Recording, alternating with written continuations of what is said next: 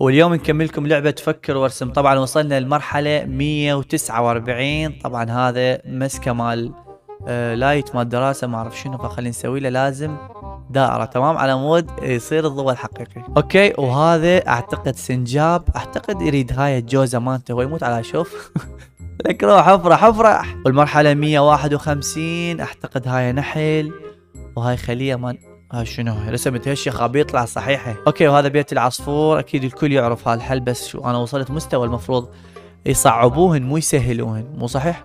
هذا مو عصفور، هذا بغبغاء لو شو اسمه، كتبونا بالتعليقات شنو اسمه هذا.